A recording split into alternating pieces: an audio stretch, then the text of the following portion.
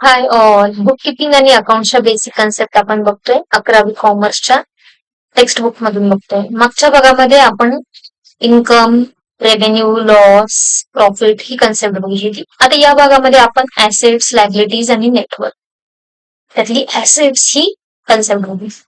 Assets म्हणजे काय? Assets म्हणजे तुमच्या बॅलन्स शीटला इथे उजव्या हाताला सगळ्या दिसतात त्या तुमच्या ऍसेट्स असतात. पण ऍसेट्स म्हणजे नेमकं जर तुम्हाला कोणी विचारलं ऍसेट्स म्हणजे काय बिझनेसच्या, तर त्या असतात ज्या owned by business, controlled by business आणि युज्ड इन द बिझनेस, म्हणजे ज्या बिझनेसनी स्वतःच्या मालकीच्या असतात, बिझनेससाठी वापरत असतात आणि त्याच्यावरती पूर्ण बिझनेस ओनरचा कंट्रोल असतो की त्या कशा वापरायच्या, कधी वापरायच्या, कशासाठी वापरायच्या. पूर्ण कंट्रोल हा बिझनेसमॅनच्या हातामध्ये असतो. त्या अकाउंटिंग डेफिनेशन मध्ये बघूया. Any physical thing or a right owned that has a monetary value is called an asset. म्हणजे काय? तो राईट पण ओन्ड करतो, राईट पण असतो त्याच्याकडे बिझनेस, आणि ती फिजिकल थिंग असते. फिजिकल थिंग असते म्हणजे काय असतं, तर तुम्ही त्याला स्पर्श करू शकता, तुम्ही त्याला टच करू शकता, त्याला यूज करण्यासाठी तुम्ही बिझनेसमध्ये आणू शकता, ठेवू शकता, तुमच्या ऑफिसमध्ये, प्लांटमध्ये, फॅक्टरीमध्ये, कुठेही तिथे तुम्ही तिला इन्स्टॉल करता. एखादी मशिनरी आणता, फर्निचरचा सेटअप करता, बिल्डिंग घेता, त्याला म्हणतात फिजिकल थिंग्स. आणि दुसरं महत्वाचं म्हणजे त्याला मॉनिटरी व्हॅल्यू असते. मॉनिटरी व्हॅल्यू असते म्हणजे त्याला पैशांमध्ये मोजता येतं. म्हणजे जर बिल्डिंग असेल तर तुम्ही म्हणता की 50 लाखाची बिल्डिंग आहे. फर्निचर असेल तर तुम्ही म्हणता 50,000चं फर्निचर आहे. मशिनरी असेल, छोटी जरी मशिनरी असेल तर तुम्ही म्हणता की 5,000चं मशीन आहे, ते मी बिझनेसमध्ये वापरतोय. म्हणजे अशी जी आहे तिला पैशांमध्ये तुम्ही काउंट करून बॅलन्स शीटच्या ऍसेट साइडला तुम्ही तिथे तुला शो करता. The ownership of the asset must be with the business unit. Example, land, goodwill, patent, computers, etc. आता तिची ओनरशिप ही ना ती कंपल्सरी बिझनेसकडे असायला हवी. जरी ती रेंटवरती घेतलेली असेल, रेंटवरती नाही, लीज वरती जर का घेतलेली असेल, तरी सुद्धा तिची ओनरशिप त्या 5, 10, 15, 50 वर्षांसाठी त्या बिझनेसकडे असते. अशा कोणत्या कोणत्या असतात की त्या बिझनेसच्या नावाच्या असतात किंवा ओनरशिप मध्ये असतात. लँड असती, गुडविल असतं, पेटंट असतं, कम्प्युटर्स असतात. अशा खूप साऱ्या बिझनेसच्या ऍसेट्स असतात. आता नुसतं ऍसेट्स आपण समजलो, पण ऍसेट्स मध्ये सुद्धा 3 प्रकार येतात. एक आहे फिक्स्ड ऍसेट, दुसरं आहे करंट ऍसेट्स आणि तिसरं आहे फिक्टिशियस ऍसेट्स. आता फिक्स्ड ऍसेट्सला नॉन करंट ऍसेट्स सुद्धा म्हणतात. करंट आणि नॉन करंट किंवा करंट आणि फिक्स्ड ऍसेट्स मध्ये काय फरक आहे? अगदी सोपा तुम्हाला फरक सांगते. करंट ऍसेट्स म्हणजे ज्या 12 महिन्यापेक्षा कमी कालावधीसाठी बिझनेसमध्ये असतात, आणि नॉन करंट किंवा फिक्स्ड ऍसेट्स म्हणजे काय, तर त्या 12 महिन्यापेक्षा जास्त कालावधीमध्ये बिझनेसमध्ये असतात. आता असं काय असतं की 12 महिन्यापेक्षा जास्त कालावधीमध्ये बिझनेसमध्ये असतं. लँड असती, बिल्डिंग असती, फर्निचर असतं, मशिनरी असती, ती आपण काही दरवर्षी बदलत नाही. 5, 10, 50, 100 वर्षासाठी एकदाच बिझनेसमध्ये अनुभवली असते. म्हणून त्या सगळ्या झाल्या तुमच्या current, non current, fixed assets. आणि करंट ऍसेट्स म्हणजे 12 महिन्यापेक्षा कमी कालावधी. मग असं काय असतं की 12 महिने सारखं सारखं बदलत राहतं. फॉर एक्झाम्पल, तुमचे रिसिव्हेबल्स, डेटर्सचे बॅलन्सेस किंवा कॅशचे बॅलन्सेस, बँकेचे बॅलन्सेस, स्टॉक आज असतो, उद्या नसतो, आज असतो, परत परवा नवीन असतो, परत 4 दिवसांनी तुम्ही चेंज केलेला असतो. मग त्यांना म्हणतात करंट ऍसेट्स. आणि शेवटी आहे फिक्टिशियस असेट्स. फिक्टिशियस असेट्स म्हणजे काय, की त्यांना म्हणजे मॉनिटरी व्हॅल्यू आहे, पण असं काही ती ऍसेट म्हणजे खूप चांगली, म्हणजे बिझनेसची खूप इन फ्युचर खूप व्हॅल्यू देणारी असेट नाहीये. फॉर एक्झाम्पल, तुम्ही ऍडव्हर्टाइजमेंटसाठी 4 वर्षांसाठी ऍडव्हर्टाइजमेंटसाठी खर्च केला आणि एजन्सीला दिला. आता 4 वर्षांनी तर तुम्हाला एजन्सीचा तो कॉन्ट्रॅक्ट संपणार, मग तुम्हाला पुन्हा एकदा 4 वर्षांनी द्यायला लागणार पैसे त्यांना. मग अशा ज्या ऍसेट्स असतात त्यांना म्हणतात फिक्टिशियस ऍसेट्स, आणि किंवा deferred revenue expenditure, deferred revenue expenses असंही म्हटलं जातात. आणि ह्या फिक्टिशियस ऍसेट्स तुम्ही बिझनेसमध्ये रेकॉर्ड करता. अकाउंटिंग डेफिनेशन मध्ये तुम्हाला बऱ्याचदा फिक्टिशियस ऍसेट्सचा हा इंटरव्ह्यू मध्ये क्वेश्चन विचारला जातो.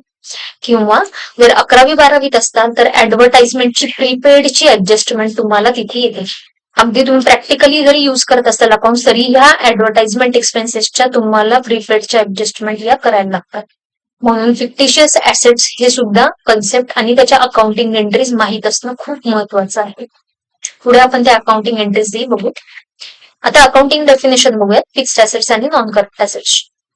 The assets which give a long-term benefits to the business are known as a fixed assets. Example, land and building, plant and machinery, goodwill, etc. These assets may be tangible or intangible. दोन्ही सांगितलं. Tangible म्हणजे काय, तर तुम्ही स्पर्श करू शकता आणि इनटँजिबल म्हणजे तुम्ही स्पर्श करू शकत नाही. एक्झाम्पल्स मध्ये जे जे तुम्ही land, building, plant, machinery, goodwill हे याच्यात तुम्हाला लक्षात आलंच असेल की ह्या सगळ्या ऍसेट ज्या आहेत त्या तुम्ही 5, 10, 50 वर्षासाठी बिझनेसमध्ये आणलेल्या आहेत, म्हणून त्यांना म्हटलंय fixed assets, non current assets. आणि ऍक्च्युली तुम्ही बिझनेसमध्ये यूज पण करत आहात. Current assets.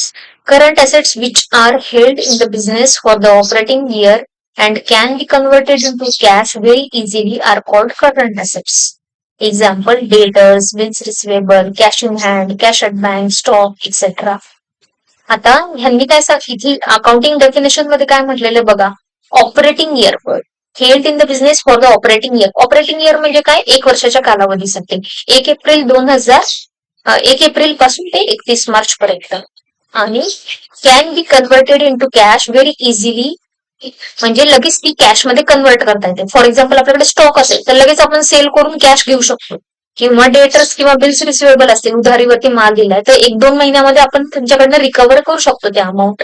म्हणून इझिली कन्व्हर्टेबल, इझिली आपल्याला त्याच्यातनं कॅश ही रिअलाइज होते, म्हणून त्यांना म्हणतात current assets. Fictitious assets. These assets are not represented by tangible possession or a property. They are imaginary assets but do not have any realizable value. Example, deferred revenue expenses like advertisement paid for 4 years. आता याच्यातूनही तुम्हाला एक महत्वाचे शब्द बघा याच्यामध्ये, tangible possession not represented by tangible possession म्हणजे काय, actually तुम्हाला ती डोळ्यांना दिसत नाही किंवा तुम्हाला स्पर्श करता येत नाही. आणि दुसरं काय, इमॅजिनरी असेट, इमॅजिन केलेलं असतं, म्हणजे 4 वर्ष ही एजन्सी चालू राहील, ती मला माझी ऍडव्हर्टाइजमेंटची मी जो काही खर्च केलाय तो ब्रॉडकास्ट करत राहील, माझी ऍडव्हर्टाइजमेंट येत राहील, त्यातून माझा सेल वाढेल, हे इमॅजिन केलेलं असतं आपण, म्हणून त्यांना म्हणतात imaginary asset. Do not have any realisable value. Realisable value म्हणजे काय, तर ती तुम्ही सेल नाही करू शकत आणि पैसे नाही त्याच्याकडनं हे करून, म्हणजे एकदा तुम्ही ऍडव्हर्टाइजमेंटसाठी त्या एजन्सीला 4 वर्षासाठी पैसे दिले की ते पैसे गेले, तुम्हाला त्यातून रिटर्न मध्ये तुम्हाला कधी पैसे मिळणार नाही. तुमचे काय होणार, ऍडव्हर्टाइजमेंट ब्रॉडकास्ट होणार, वेगवेगळ्या चॅनल्सवर तुमची ऍडव्हर्टाइजमेंट येणार आणि सेल वाढणार, पण तुम्हाला पैसे सेल मधून होते, पण ऍडव्हर्टाइजमेंट एजन्सी तुमचे पैसे तुम्ही एकदा दिलेले परत तुम्हाला देणार नाही. म्हणून ते त्याला म्हटलेलं आहे डू नॉट हॅव एनी रिअलायझेबल. ह्या ज्या ऍसेट्स आहेत ना, ह्याच्या मोस्टली तुम्हाला एकतर तुम्हाला 11वी-12वी किंवा कॉमर्स मध्ये पेपरमध्ये तर आहेच इम्पॉर्टंट, पण जेव्हा तुम्ही ऍक्च्युअली अकाउंटिंग करताना तर तेव्हाही खूप इम्पॉर्टंट आहे, कारण का तुमचं ग्रुपिंग बॅलन्स शीट मध्ये ते बरोबर फिक्स्ड ऍसेट्स हे अगदी टॉपला पाहिजे. नंतर करंट ऍसेट्स आहे, करंट ऍसेट्स मध्ये कुठली फिक्स्ड ऍसेट नाही पाहिजे. 12 महिन्याच्या कालावधीमध्ये रिअलायझेबल झालेल्याच करंट ऍसेट्स तुम्हाला तिथे दाखवाव्या लागतील.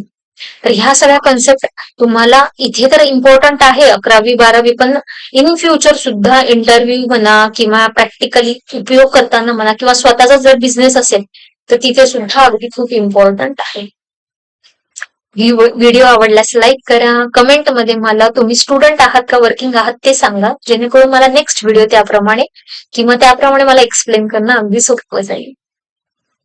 चॅनलला सबस्क्राईब करून तुमचं पण एक अकाउंट इथे ओपन करा. थँक्यू.